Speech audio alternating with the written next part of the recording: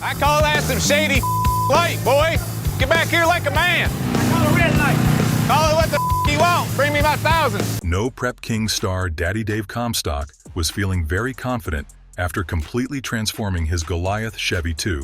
He was racing alongside Bobby Ducote in the opening round of the Race Your Way In program at the South Motorsports Park when he lost control of his car.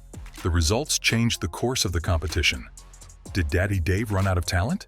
Or was the Goliath monster not just good enough? Join us as we reveal the crazy events that led to Daddy Dave having a major crash on Street Outlaws. 90 miles per hour out off Race Your Way In. The Race Your Way In program was underway, and all racers were trying to get through for the main event. Daddy Dave Comstock was not left out. He wanted to win the main event, and he was going to put everything on the line. To get in the front line of the Race Your Way In program, Daddy Dave needed to up his game. This means that he needed an even faster car. All racers had gotten their vintage cars upgraded, anything to give them an advantage. Daddy Dave was not going to be left out. He molded his ride into a firearm fit for the program's gunfights, delivering his famed car to Bob Tynan at Tynan Race Cars in Missouri. There, the chassis was upgraded to double-frame rail for the ultimate rigidity and structural integrity. The forelink was updated for added adjustability. A new nose was crafted, and the ride height lowered significantly. In his never-ending quest to find the best and most reliable bullet for the street, he has also switched back to the Pro Charger combination for the second time. Comstock purchased a complete Pro-Line racing Hemi from pro-modified racer Randy Weatherford, with a Pro Charger F3 X140 out front that has previously covered the 1 per 8 miles in 3.59 seconds. Like other racers, Daddy Dave saw the need to progress, which gave him the motivation to do all the modifications. In the racing world, you either step up or you step out, and if you choose the former, you have to be willing to invest in a machine that is state-of-the-art in every regard. When Daddy Dave chose the former, he only recognized one thing. When he placed his hand on that wheel, he needed to be the only one coming out on the other side. He was ready to follow through, but so were other opponents. Like any other street racing event or competition, you can do whatever you want with your car, but nobody gives a damn about whatever happens to you on the field. You could get hurt, of course. You will get all the help and treatment you need, but it does not give you another chance to race. It's nobody's fault that you could not work with your car. Knowing all these rules, Daddy Dave was ready. He was ready to conquer their racing world. He was ready to go out and show them what he did with his car. Soon enough, the race was underway. Daddy Dave Comstock was sure of one thing after his modifications: he was not going to be stopped. Nonetheless, what did he learn about overconfidence in the racing world? Everything is bougie and sticking its head in the right position when you are winning. But when you fail, you become a public laughingstock. Daddy Dave was not prepared for what was to come. Quickly, the whistle came on. It was time for the lineup. Daddy Dave took his Goliath Chevy II up to the line. It was time to party. When he got to the line, his team members were all hyped. They knew about the modifications Dave put on his car. They were not losing. Like Daddy Dave, Bobby Ducote took his car up to the line. His car was not as fast as Daddy Dave's, but he had to race. He also wanted to get to the main event through the Race Your Way In program. Soon enough, Comstock was sitting in his Goliath, competing at the Street Outlaws. No Prep Kings event at SGMP, racing alongside Bobby Ducote in the opening round of the program. When they both left the lineup, cheers from the crowd went high. Ducote was ahead of Daddy Dave for a few seconds, and then Daddy Dave went into Goliath mode. He got his car speeding up to 90 miles per hour, and Ducote was trailing. Daddy Dave's team was ecstatic as he edged closer and closer to the finish line. Then, something happened. While Daddy Dave keyed in at a higher speed, he seemed like he lost control of his vehicle. Even after having an advantage against his opponent, he was fighting for his life rather than the race. Daddy Dave's Goliath hit the side of the track and went into a swerving road. Due to the magnitude of the hit and the advanced speed, a lot of fans watching the race thought he was not going to make it out alive. Even his team members were genuinely worried for his safety. Then the first responder for the injured on the track jumped into a car to check on one of their racers. Some of his team members also took a small truck and left to where Daddy Dave had driven to. They wanted to check on him. While these guys were coming, Dave was visibly frustrated with himself. He had done everything right, and if he had won that race, he would have gone high in the leaderboard rankings. He He just kept trying to punch something while sitting in his overly damaged car. He even pulled the steering off. However, there wasn't much he could do about his loss. Nobody was going to give him another chance. His loss just made a huge dent in his campaign. How was he going to recover from it? On the other end, Ducote was happy. He did not have the fastest car, but he took the points against someone who had thoroughly modified his car. Although Daddy Dave came out of the accident alive, the same could not be said for his Goliath machine. He had slammed it hard into a side wall. Get on the edge of your seat. Here we go. Daddy Dave in the right lane. Comstock had scrubbed very little speed when the Chevy II hooked right after the 1/8-mile blocks, leading to a devastating hit with the immovable concrete barrier. Right after the 1/8-mile it got loose, turned sideways on me quick and I couldn't recover it, and we blasted the wall, Comstock said. I'm not sure what happened. I probably just ran out of talent there at the 1/8-mile and it got away from me. But we'll be back, I promise, and it'll be faster than it was and better than it was. Although Daddy Dave has been left to pick the piece of his powerhouse vehicle, he promises to come back and take over the race. Before we visit the aftermath of the crash, let's get a little background on the Race Your Way In program. A little competition before the main event. The Race Your Way In program depicted a class of high school students preparing to move to the next class. There is always the best, the second best, and probably the third best. Everyone is fighting for the chance to be the ultimate representative of the class. In the Race Your Way In program, every racer is expected to race their way to the top of the class in S number of thrilling races. Only the most daring and talented drivers would conquer the challenge.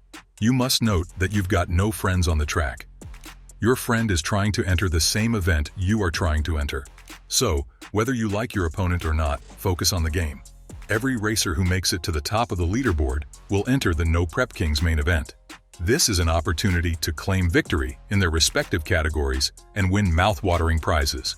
You must be prepared to put your cars into action and make sure they are high-performing vehicles, because nobody will be responsible for your failure but you. Although street racing was popular in some parts of the United States, it was illegal until recently, when some states placed certain conditions to allow it. Drag racing was the most popular among street racing because of the wild course. It is a sport as old as itself, and there is just one rule: eat or be eaten. This means that every driver's aim is to get to the finish line before anybody else, and they would do whatever it takes.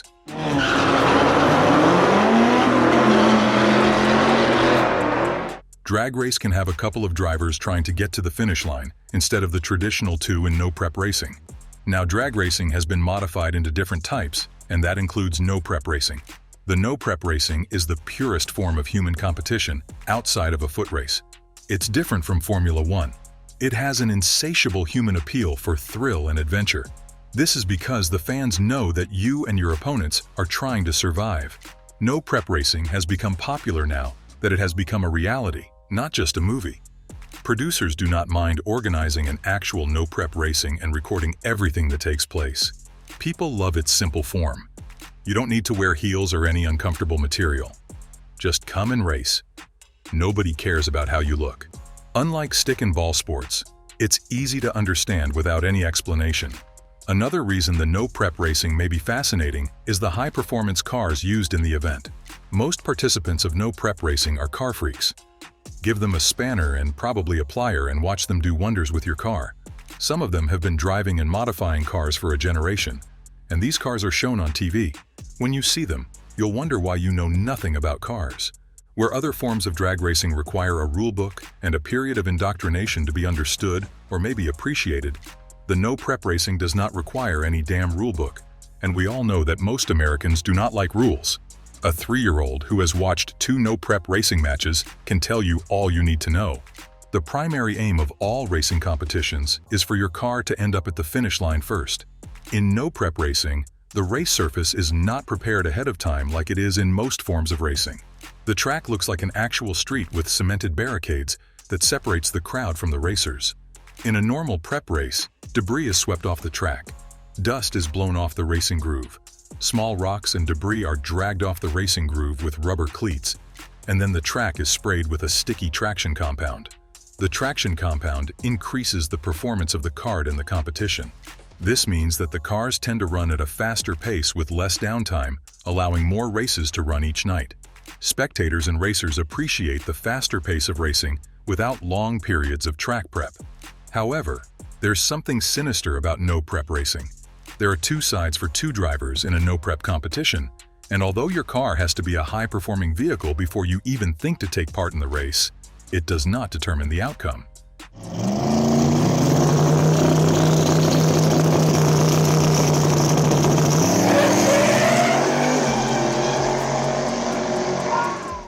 You may be surprised. What does a good driver need when he has an amazing car? It is all good, but it is not as important as the track. The side of the track that a driver picks can determine whether he will get to the finish line in time or even get to the finish line at all.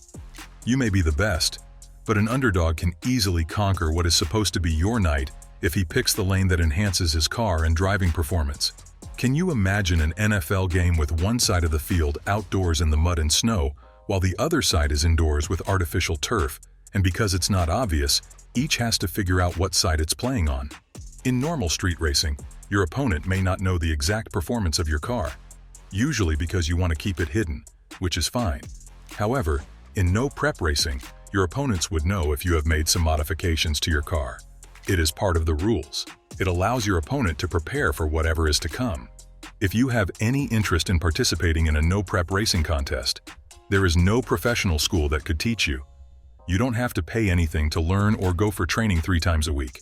You can easily start from your local street race. When you lose some money to your opponent, you'll learn better. As you become active in the local street racing scene, you'll learn. Note that street racing is not for children. At your local grudge night, you'll also learn the basics of drag racing, like learning how to do a burnout and proper staging lane etiquette. There are 2 types of rules for no-prep racing: safety regulations set out by the track or the track sanctioning organization, and competition rules that allow performance modifications. Drivers in no-prep racing are required to have a roll bar or cage, harnesses, fire suit, helmet, drive shaft retaining loop, coolant overflow reservoirs, and so on. The no-prep competition rules are different. They tell the racer how the car may be modified and to what extent. For instance, the size of the engine, the type and quantity of power adders like the supercharger, nitrous, turbo, and so on. Tire size and type, usually 275, 28-inch, or big tire. Fuel type like gasoline, methanol, additives. Allowable chassis modifications like stock-type suspension, back-halved, or full tube frame chassis. Wheelbase, weight, engine setback, and allowable body panel construction, usually steel, fiberglass, carbon fiber. If you want to learn a thing or two quicker about no-prep racing, you can go close to the more experienced racers and help them out with things. Hopefully, they'll teach you some things. The idea is to start small, have few expectations, and follow the process. You'll lose a lot at first, but let it be a learning experience. Most likely, your local track will have a street-style no-prep event for you to try out, and the rules will teach you something about your first set of serious performance modifications. Like Daddy Dave, don't expect all things to be rosy, even when you are at an expert level.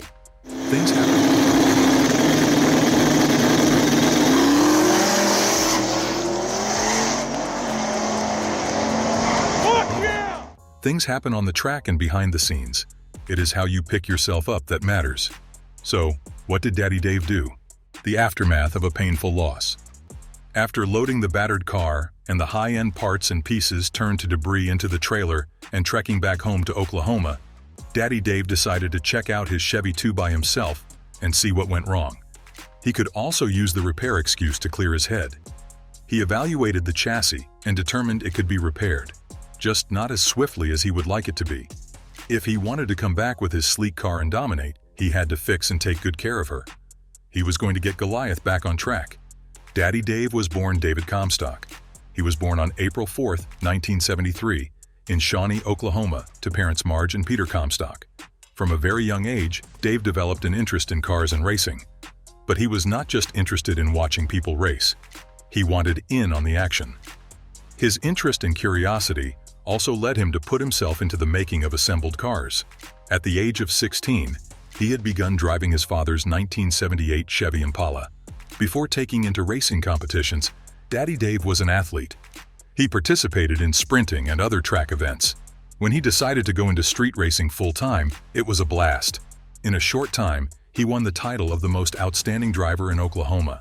Soon, he made enough money to buy his first real car, a 1996 GMC Sonoma S10 pickup truck. He continued to work with Chevrolet before he joined the Street Outlaws. Since Daddy Dave's first appearance, he has become the #1 driver in Oklahoma. Then he quickly became popular as the reality show progressed. Later, Comstock opened his car shop that could customize cars to customers' wants. He also likes to try out new car parts. Daddy Dave has been happily married to his wife Cassie since March of 2013. The couple has 2 daughters. Dave is also a popular broker. According to reliable sources, his net worth is estimated to be around $2 million. Before the crash against the cemented barricades, Daddy Dave had another major crash in 2015. The character on the street racing reality show Street Outlaws on the Discovery Channel had a near-afterlife experience during a spectacle on Saturday night, which left him with bruises and a concussion. Dave was driving a Chevy II with nitrous-filled tires at the Amarillo Dragway in Texas for the No Prep event. Comstock was confident and ready to take on his opponent. While the race was in progress, Comstock lost control of his car, and the hot rod, nicknamed Goliath, swerved and rolled, its front end mangled in the crash. Daddy Dave crashed into a wall and did several barrel rolls before his crushed vehicle stopped. Following the crash, a crowd that had gathered to watch the race started shouting, and the event staff rushed over to the car. Dave was carefully taken out of the car and rushed to a nearby hospital where the doctor said he had suffered a serious concussion. In video footage, Dave's co-stars and competitors can be seen discussing giving over some of their own money from the race to help pay for Dave's medical bills. According to the Street Outlaws website, Daddy Dave has been racing for over 20 years and has an endless budget from construction mogul Jackie Knox, who funds his career. Daddy Dave was known as the king of the streets. His family and friends were very worried at that time. He was wearing a safety helmet during the accident, and this saved his life. The vehicle, which cost around $150,000, was a total wreck and beyond salvage. His wife, Cassie, updated his fans about his condition in a Facebook post. According to her, he had serious bumps and bruises. She also added that the veteran street racer does not remember anything that happened. "I am thankful to have my husband alive. I'm sure he will be back. Just needs time to heal and go from there," she concluded. In a matter of seconds, a routine drag race turning disastrous. Steve Lamberson, race operations manager at Amarillo Dragway, was standing at the starting line when Comstock's car spiraled out of control. According to him, the accident happened halfway down the racetrack where it made an impact with the guardrail. One would think that Daddy Dave would learn his lesson and stay away from extreme sports. Instead, he was unfazed. He began customizing another car, an old Chevrolet Nova, which he christened Goliath 2.0, which became his dream vehicle. He probably did not listen to his wife when she said he should stop involving himself in dangerous competitions. However, Daddy Dave overcame and circled back around every obstacle till he eventually won his first No Prep Kings Invitational event in his career, the Road to Grand Glory. In his veteran career, one special honor has eluded Daddy Dave until June of 2023, piloting his brand new Audi S5, built by Tynan Race Cars and powered by an Extreme Racing Engine's 540 Hemi with a ProCharger. Comstock drove through 5 rounds of competition at Beach Bend Raceway Park in Bowling Green, Kentucky. He had waited for the win all his life, Comstock said, pausing. "Finally, it's hard to follow in the group of people that have won one. You've got Ryan Martin, Lizzie Mousy, Kai Kelly, and Justin Swanstrom. Hell, some people have won that have not been in the game as long as I have. It becomes a gut check when you haven't done it yet." However, this race did not come without its obstacles.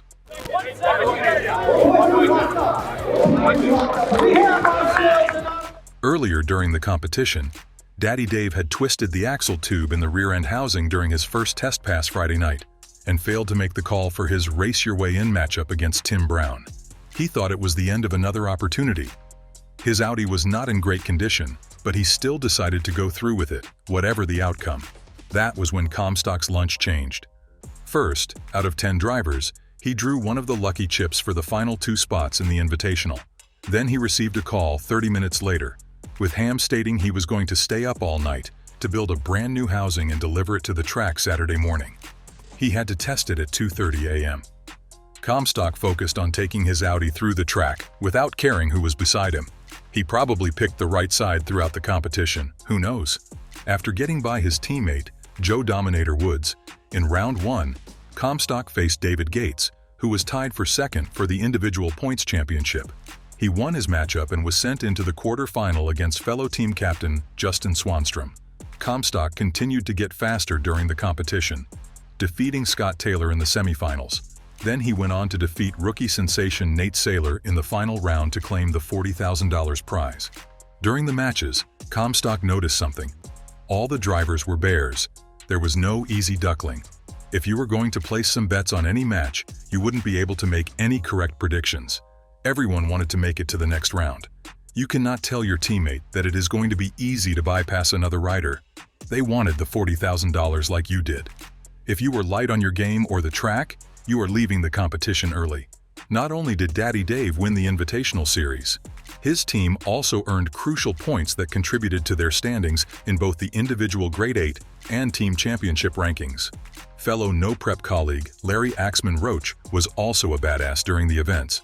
He maneuvered his way to victory, using Stephen Brindle's game-changer Ford Mustang. Roach, a seasoned veteran of the series, displayed his skill by beating fellow racing bears. In the earlier rounds, he bested Lizzie Musi and Giuseppe Gentile, earning his place in the final. Then, he was supposed to face Morton, who dominated Jim Howe and Kai Kelly during the semifinals. However, when it was time for the last two standing to fight for first place, Morton's Mustang rolled through the lights, handing Roach an automatic victory. This win propelled Roach to the leading position in the Great 8 points, surpassing Ryan Martin. Morton, on the other hand, is in a 5-way tie for second place, alongside Martin, Kelly, Gentile, and David Gates. As much as the no-prep racing sounds thrilling and adventurous, it is inadvisable to involve oneself, especially if you have no experience in that kind of environment. The no-prep track is just like a public road. You could compare it to a police chase on the highway. However, the tracks are modified a little to make the racing cars go faster. You are already prone to accidents if you are riding above the speed limit on the free highway. What about when the roads are modified to make your car go even faster than your current speed? The no-prep racing, although thrilling, remains a very dangerous sport. Even those with the highest expertise can falter and hurt themselves so badly that they pass away. If you go to the Street Outlaws website, it explicitly tells you because you watch them do dumb shit and your adrenaline is pumping does not mean that you should do it too. They have their event staff, but if you hurt yourself, who would come for you? This last line is by no means stopping you if you want to go into street racing. Along with the positives, you must also get the negatives, like what happened to Daddy Dave. If street racing is your passion, make sure your steps are intentional. Learn advanced things about cars, speed limits, and driving. Grudge racing and unprepped drag strip is not a new phenomenon. Be an expert in it first before you further.